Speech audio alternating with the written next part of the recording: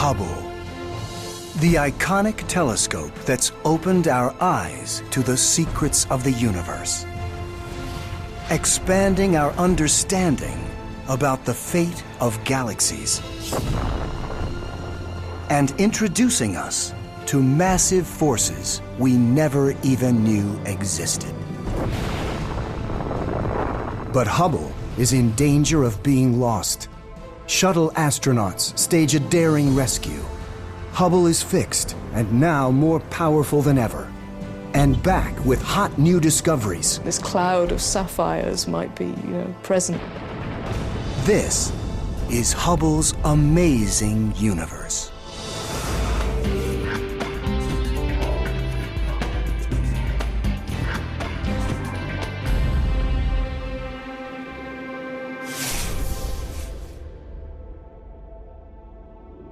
The most celebrated telescope on Earth never touches the planet. Hubble Space Telescope orbits nearly 400 miles above the Earth, racing around the globe every 97 minutes. Its powerful gaze sees it all. Soaring star factories where new worlds are made. The violence of exploding stars, and a new light on black holes. Hubble is the key that has unlocked some of the greatest mysteries of the universe.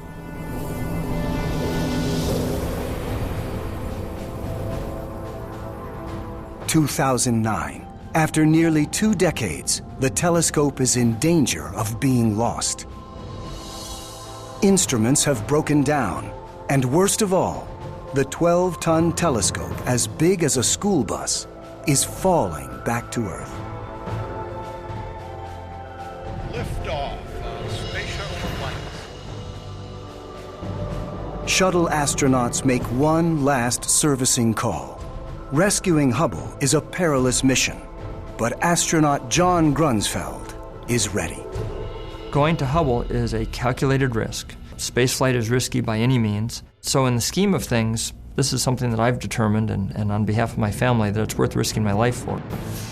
When the shuttle astronauts finish, Hubble is saved, and the telescope is more powerful than ever. It was a huge success. I think it was more of a success than anybody dared hope. New instruments were installed and the old instruments were fixed, and I think astronomers around the world were just very, very happy with the outcome of that mission. 2009. British astrophysicist Carol Haswell is one of the first astronomers to use the refurbished telescope. She points Hubble toward a gas giant planet called WASP-12b, some 600 light-years from Earth, in the constellation of Auriga. Although Hubble is more famous for its pictures, much of its science comes by converting starlight into numbers. So this is what the data looked like. The figures in Haswell's data tell an astonishing tale. WASP-12b is trapped too close to its star. The intense gravity is disrupting the planet. Gravity pulls the planet into a teardrop shape. The heated atmosphere rushes into space and forms a ring. WASP-12b is a dying world. But thanks to Hubble, not all of its secrets will be lost. Scientists find roiling in the clouds an overabundance of a chemical called corundum. It's the same chemical that on the Earth forms sapphires and rubies. It's kind of amazing to imagine what that might look like. Maybe you get sapphire rain. Sapphire rain. Like clouds on Earth that produce showers of water, the searing heat of WASP-12b may cause showers of molten sapphires to fall from the sky. Hubble has captured one world's glittering demise, a cosmic apocalypse revealed by the numbers. the fate that awaits a planet that drifts too close to its star. For over 2 decades, Hubble scientists are piecing together the big picture on the entire life cycle of the stars. Spring, 1995. Jeff Hester of Arizona State University knows that stars evolve from clouds of gas and dust. He hopes to learn how these clouds give life to stars. Astronomers suspect that the Eagle Nebula in the constellation of Serpens might provide clues, but even the most powerful Earth-bound telescopes couldn't get a clear view. Hester aims Hubble Space Telescope toward the Eagle Nebula. As he downloads his images from Hubble, Hester can hardly believe his eyes.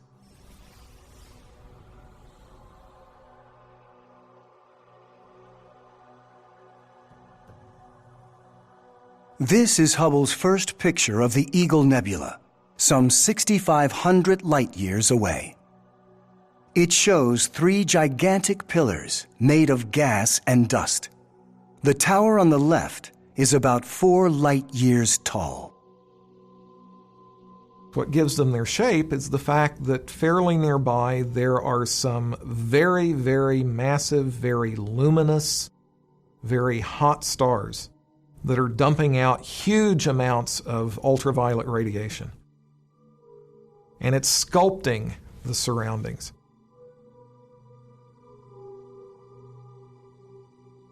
These celestial pillars have never been revealed in such stunning detail.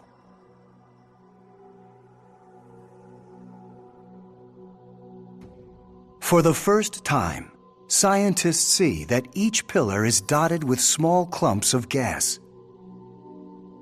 Could such clumps be a missing link in the birth of stars?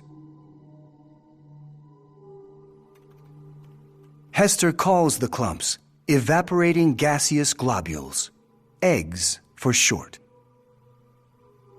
The image reveals that forming inside some of the eggs are embryonic stars. What we're looking at is a snapshot of a very dynamic process, a snapshot of something that's changing. As part of that change, next generation of stars is emerging. This one, for example, you can see the little red dot in there, which actually is the star. And that one is an especially nice one. The star at the tip of the egg is actually pronounced. In the photograph, the eggs appear small, but our entire solar system could fit comfortably inside each one. These hot clumps of gas are the first stage of the formation of a star, and the towers where they hang are rightfully called the pillars of creation. Hubble's image of the Eagle Nebula shows us an early stage in the creation of stars. What it doesn't show is the next stage, how stars hatch from eggs. That answer came from images Hubble captured in 1994 in a nebula some 1,500 light-years away in the Sword of Orion. Like the Eagle Nebula, Orion is a birthplace of stars. When scientists closely examined this image, they discovered tiny dark spots, flattened disks of gas and dust created by recently hatched eggs. The spots are called protoplanetary disks, proplyds for short. The warm orange clump in the center pulls in loose material from the surrounding disk. This squeezes the matter in the center of the clump. The pressure grows. The clump heats up. It becomes so hot, it triggers nuclear fusion, and a star is born. Heat and radiation from the nuclear fusion generates a stellar wind, sweeping away most of the loose matter in the disk. But some of this loose matter remains in orbit around the newborn star.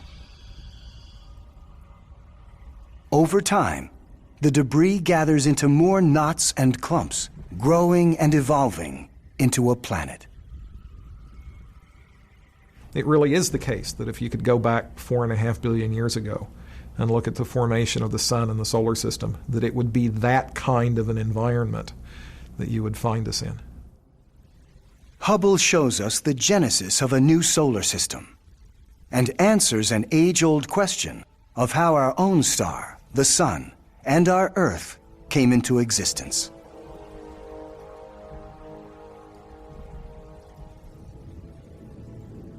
Beyond the Eagle and Orion nebulae, even larger star-forming regions lie within the plane of the Milky Way. Scientists wonder if the life cycle of stars is the same in these distant regions.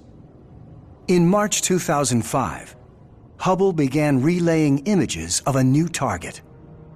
The Carina Nebula, one of the largest star-forming regions in the sky.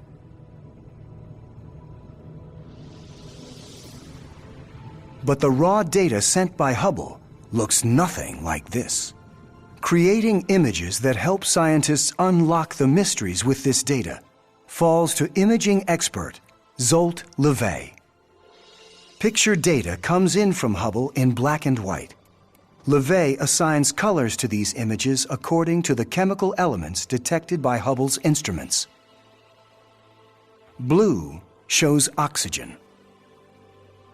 Red shows sulfur. And green is hydrogen. LeVay works for about a year to produce the full mosaic out of 48 separate pictures. The sheer size of this landscape is astonishing. Hubble's image of Carina shows a region over 50 light-years across. Intense stellar winds from newborn stars sweep clouds of gas and dust. Here, too, are the eggs that will one day become solar systems like ours. Among the thousands of newborn stars lurks a surprise. Within the cloudy halls of Carina, Hubble detects the death throes of a massive star. 2005. Hubble zooms into the Carina Nebula. Its images reveal a massive and hostile environment, one that shows stars and solar systems being born. It also shows at least one star about to die. For scientists, a dying star is an opportunity to see the future of our own solar system.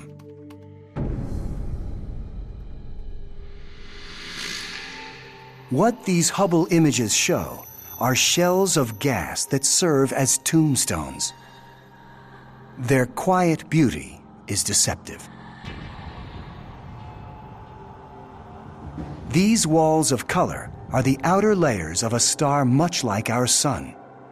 As a star runs out of fuel, these layers expand until the gravity of the star can no longer hold them. In time, they drift into space.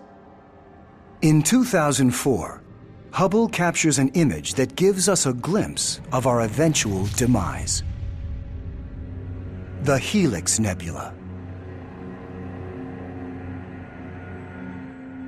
As these outer layers of a star expand, they leave behind a searing hot ball of solidified oxygen and carbon astronomers call a white dwarf.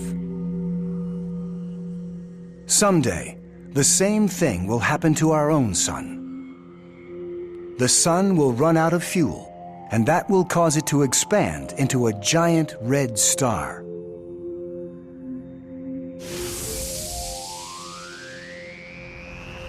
That's bad news. The temperatures on our planet will rise over 1,000 degrees. All life on Earth will perish. A wall of hot gas will sweep over the Earth, through our solar system, and into space. Every planet and moon in its path will be incinerated. The only thing left of our sun will be a splash of color, visible from thousands of light years away, like this. So the human race has its warning. We have 5 billion years to clear out of town. But even the death of our own sun hardly compares to a more powerful downfall.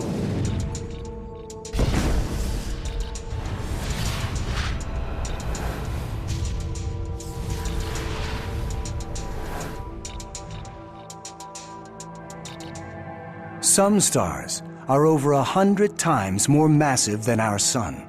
The bigger the star, the shorter its life, and the more violent its death. These stars explode in a massive fireball called a supernova. Not every kind of star can explode as a supernova. The sun can't, for example. It just lacks the oomph. It doesn't have the mass that you need to be able to get what happens in the core to make a star blow up.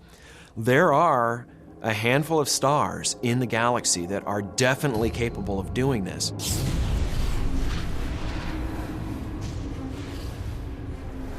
Every star is carefully balanced between the inward pull of its gravity and the outward pressure of the heat it generates from nuclear fusion.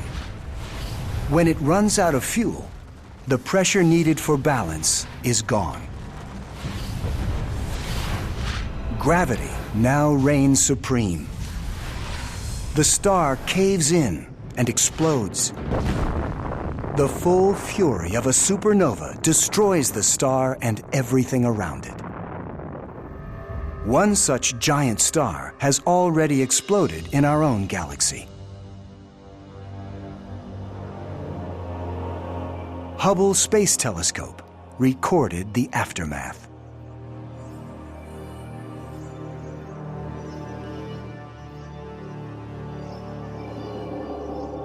The Crab Nebula is the expanding wreckage from a supernova that occurred in the year 1054.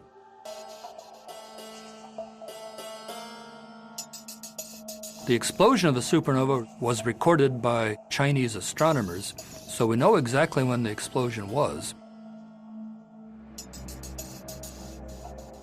The expanding debris from this 1,000-year-old supernova is still moving into space at over 3 million miles per hour. But the image is more than just a snapshot of ancient history. For scientists, the interconnected web-like filaments offer a clue as to the nature of life itself. The basic elements needed to create life are formed in the heart of stars. When stars explode, these fundamental elements are scattered throughout the universe, seeding distant nebula clouds, which give birth to new planets and new life.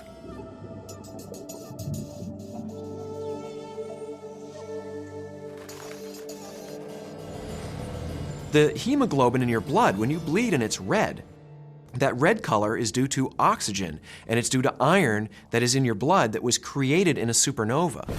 The gold on your wedding ring is created in a supernova. Calcium in your bones was created in a supernova. And so we learn so much about the universe itself when these stars die.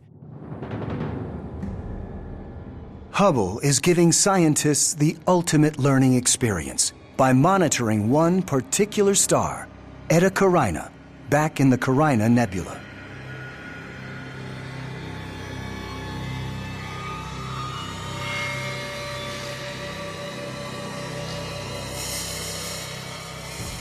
This is a star that is a bit of a mystery. It appears to have about 100 times the mass of the sun, and that is the upper limit. The more massive a star is, the hotter it is, and the surface of the star is so hot that it can't even hold on to its own gas. It's constantly blowing off a stream of gas. For over a decade, Hubble creates a series of photos of Eta Carina. The photos show two enormous lobes of superheated gas erupting from the surface. Although Eta Carina is a young star, its huge mass makes it unstable. This star will not survive for long. This is one of the very few stars that we can point at and say, yeah, that one's going to go. When Eta Carina goes, it will become one of the most devastating supernovae ever recorded. When the light from the explosion reaches us, it will be an extraordinary sight. It will be almost as bright as the full moon. All that light concentrated into a point of light in our sky. It will cast shadows at night.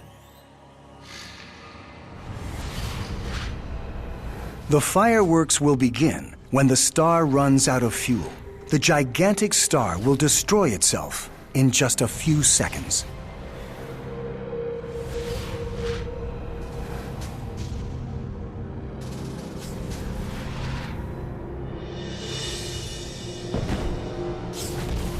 The core of the exploding star will bear the full brunt of the catastrophe.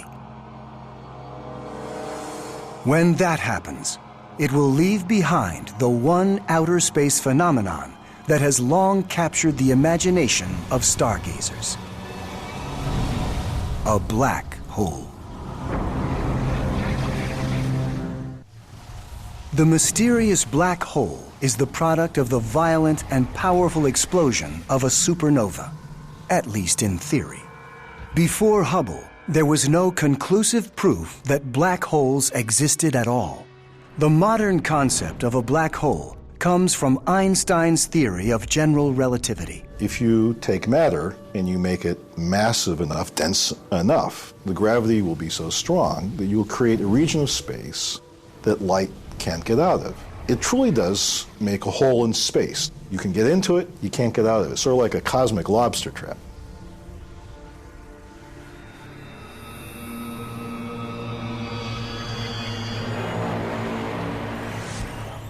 According to Einstein, a black hole begins with a very large star.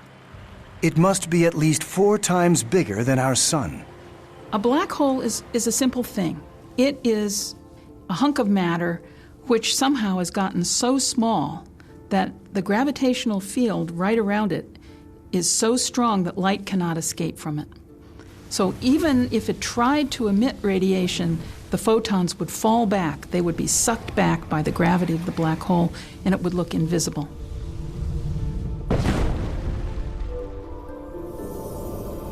During the blast of a supernova, the inner core of a star collapses into a single point, smaller than a pinhead. Astronomers call this single point a singularity. A singularity is an object with no length, width, or height, yet it retains most of the gravity of the original star. One of the primary goals for Hubble is to prove once and for all whether or not black holes exist. But how do astronomers search for an invisible point? They decide to focus Hubble on the centers of galaxies.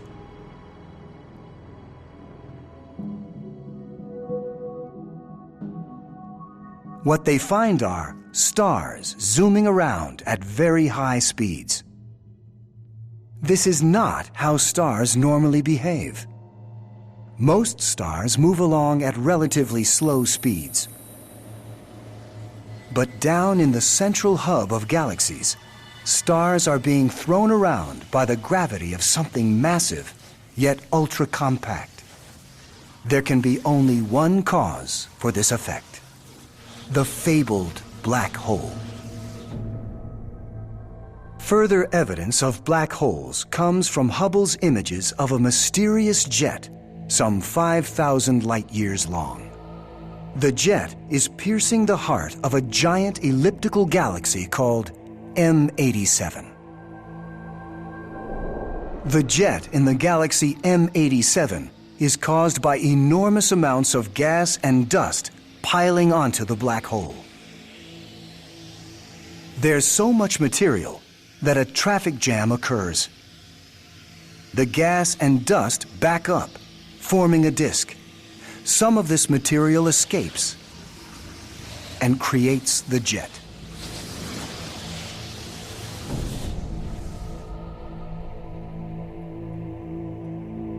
The black hole is showing itself with a parade of light.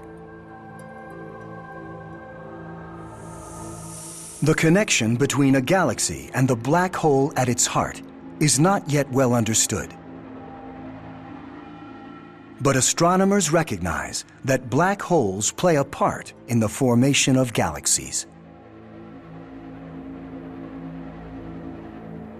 As far as we know, every big galaxy has a black hole at its very center. We don't know exactly how this happens. It must have something to do with gas falling in as the galaxy evolves. And this has been one of the revelations come through a space telescope, is the real deep and fundamental connection between black holes and galaxies done by looking at M87, but also, dozens of other galaxies.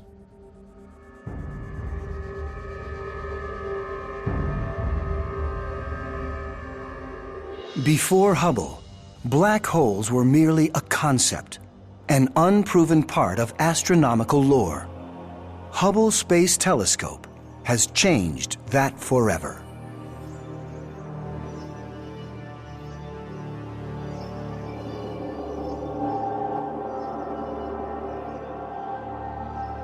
The violent forces that create stars far off in space also shape our own solar system. In the summer of 1992, Comet Shoemaker-Levy 9, or SL9, passes too close to Jupiter. The mile-long comet is trapped by the planet's gravity. SL9 breaks apart. The fragments spread into a long single line, which Hubble showed in an image called the String of Pearls. Data suggests that these pearls would soon collide with Jupiter. So planetary astronomer Heidi Hamill submits a proposal to NASA. We had known for many, many decades that collisions are an incredibly important part of solar system evolution. You look at the moon and you see craters. So you know that collisions are important. Even on the Earth, we've known for decades that collisions have played a big role, but we'd never have had an opportunity to see a collision. In July 1994, the team gathers at the Space Telescope Science Institute in Baltimore to watch the comet make contact with the planet. We didn't know what was going to happen when Shoemaker-Levy 9 hit Jupiter, and it was really possible that nothing would happen at all. The first image of Shoemaker-Levy 9 comes in. It shows no signs of impact.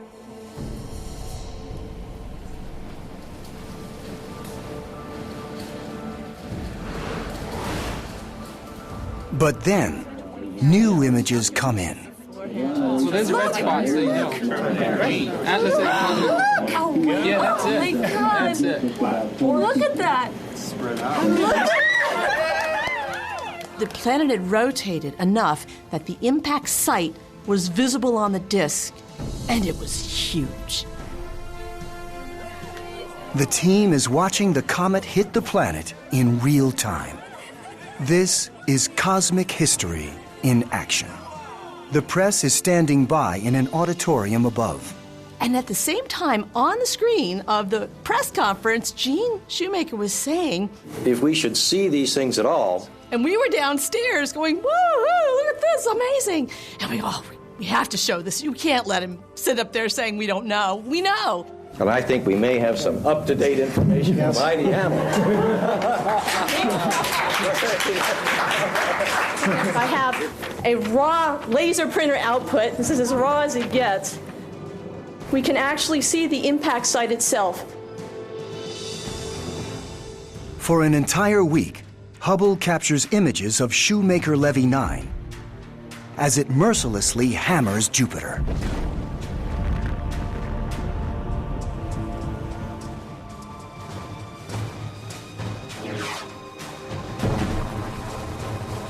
We calculated the heights of these explosive plumes out of Jupiter to rising something like 3,000 kilometers out of Jupiter's atmospheres. It's huge. It's planetary-wide scale.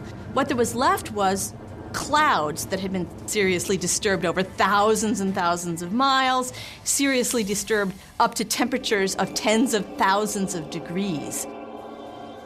Hubble's pictures of the comet impact prove that the violence that formed our planet billions of years ago continues through this day.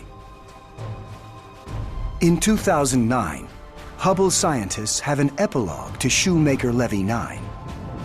Mysteriously, more black clouds appear on the surface of Jupiter. The pattern is similar to those left by Shoemaker-Levy 9 15 years earlier. Thanks to Hubble, scientists recognize such clouds as signs of a new impact. But there is a problem. No comets are in the vicinity.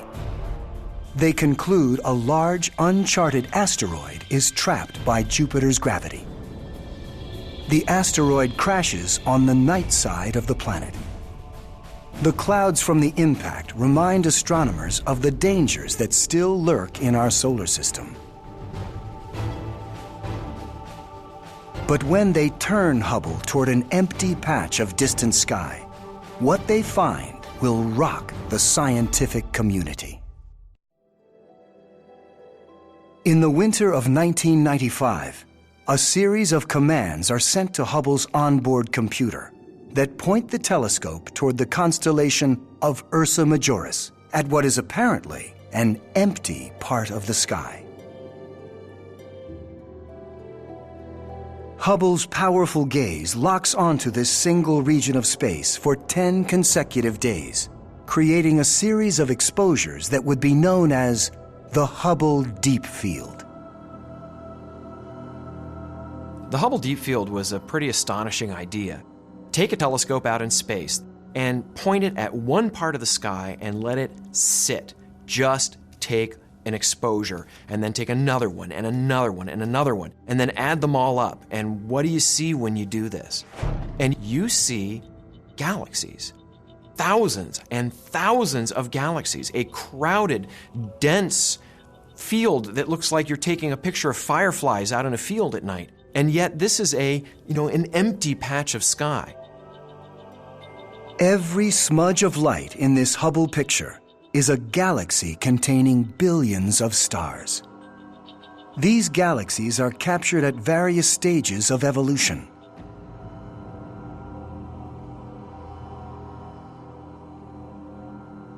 From a time near the birth of the cosmos to the rise of spiral galaxies like our own Milky Way. Scattered here and there in the Hubble Deep Field are the smash-ups of space. Galaxies crashing into and cannibalizing each other.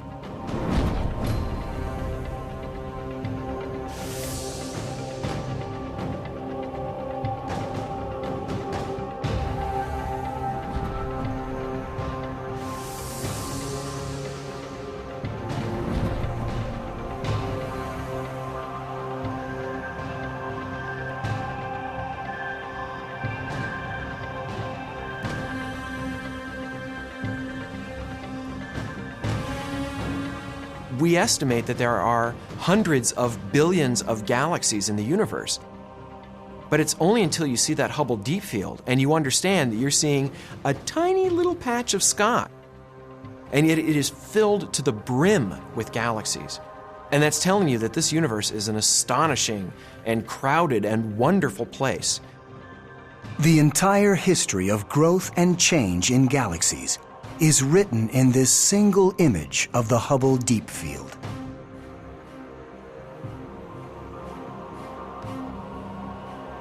What may be Hubble's most profound discovery cannot be seen at all, by any means.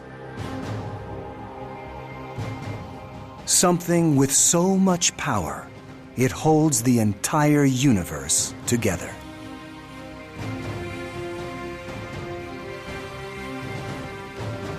For a number of years, astronomers like Kim Weaver have been surprised by the way galaxies behave.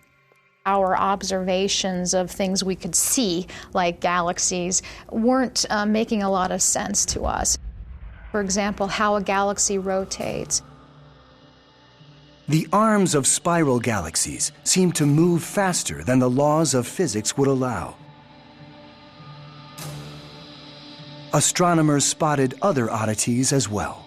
You can have clusters of galaxies that have hundreds to 1,000 galaxies in them. These clusters of galaxies are still bound to each other. The galaxies are still orbiting after all this time. Why are they bound to the cluster? There's something there creating gravity, creating the bending of space to hold these galaxies in place and to hold galaxies in their rotation that we're not seeing.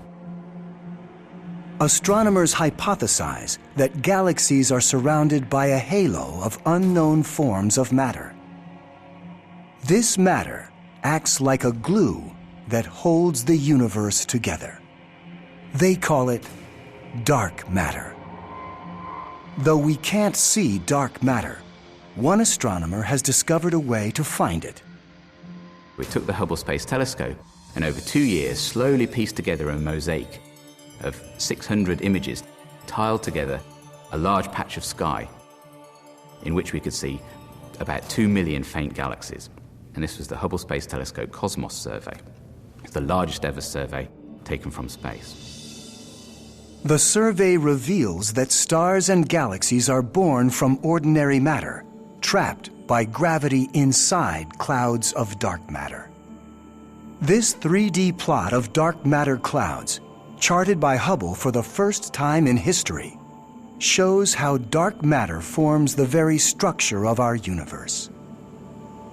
Soon after the Big Bang, the gravitational scaffolding of dark matter formed the basis for evolutionary change throughout the cosmos.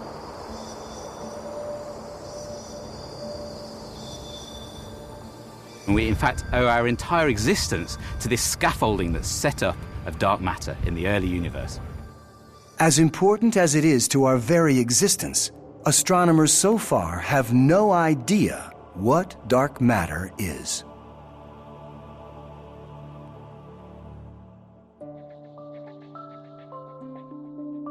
This table shows us every element in the universe that we commonly experience on a daily basis. All of the physical matter that we can see, touch, taste, or feel is on this table, but not dark matter. Thanks to Hubble, astronomers find a way to locate and measure it. What they learn is that the universe has 5 times more dark matter than physical matter. But even if we add all the dark matter to all the physical matter that forms stars and planets and people, we are still missing about 2/3 of the universe. So what is the rest of the universe made of? Once again, scientists turn to Hubble for answers. Hubble Space Telescope is changing our understanding of reality. Adam Rees is part of a team of astronomers looking for the answer to a basic question. How is the universe changing? Since the 1920s, astronomers have known that the universe is expanding. They assumed that gravity would one day slow the expansion down and perhaps even cause the universe to halt. I know the universe is slowing down. The question just is how much.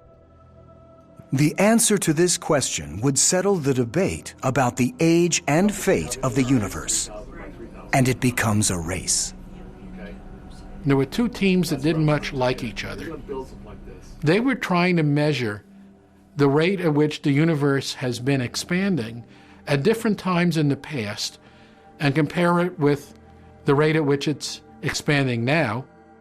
The rival team of astronomers is closing on a solution. There was this sense of competition and urgency to get to the answer. On the other hand, you wanted to be very careful because you knew that, if you got the wrong answer and they got the right answer or vice versa, there would be a way to check. The way to check comes from Hubble. It finds supernova explosions in remote galaxies and uses the light from the explosion as a yardstick to measure the distance from Earth to the galaxy. But Hubble's findings do not fit the accepted model for the expansion of the universe. The galaxies with supernovae are not just moving away. They are moving at an accelerated rate. Hubble's results convince astronomers that they must think of the universe in an entirely new way. The only explanation is as simple as it is unlikely. Something is causing the expansion of the universe to accelerate. An unseen force called dark energy.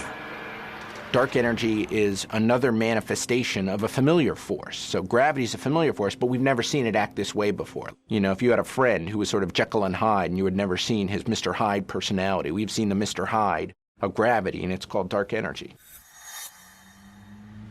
But the darkest part of this mysterious force is its future. Over time, it will grow in strength. This means that one day, dark energy will become stronger than gravity. Stronger than even the forces which bind atoms together.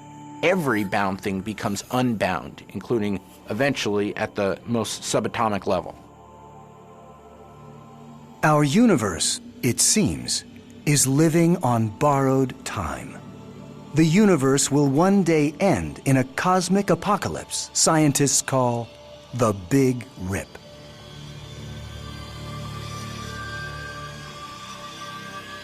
It's what we get for daring to look at something. We're outside the envelope. We didn't expect this at all. It is a tremendous change in how we think about the universe. The continued study of dark energy may be the single most important reason for keeping Hubble on orbit. But how much longer can we keep Hubble flying?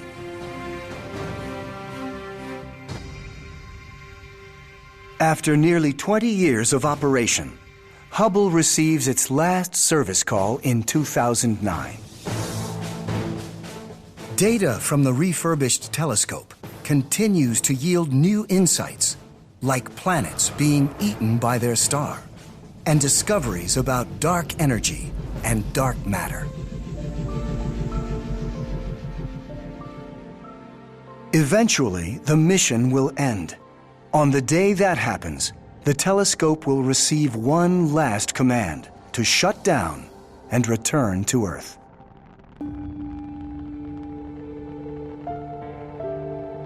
The orbiting telescope will burn up as it re-enters the Earth's atmosphere and passes into history.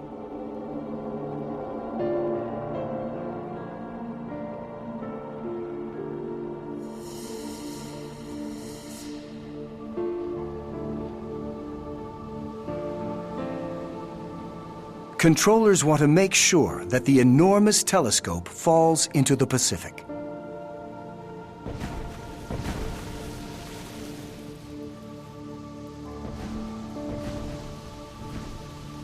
It'll be a poignant moment for those of us who have used Hubble. It's just been such a fabulous part of our lives and allowed us to do so much wonderful work. But I think at the same time we're looking forward.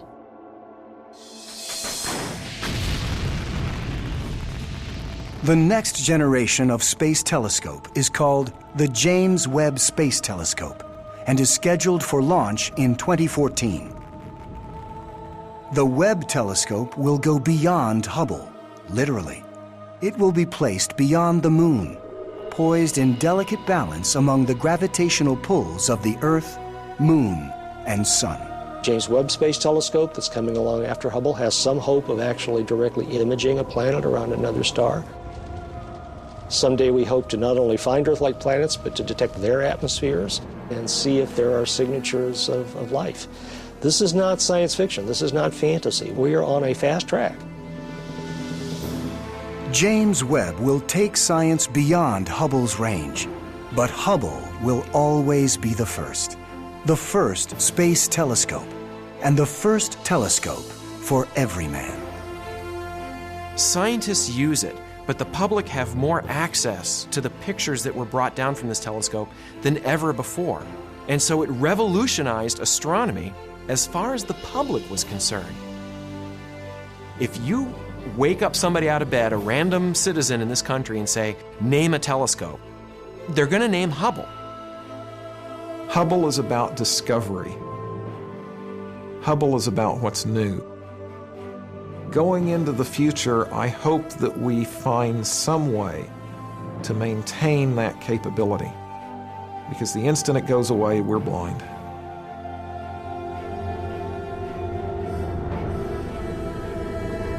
It has circled the Earth thousands of times, taking the human mind to the beginning and the end of time, beyond our own ability to wonder at the world.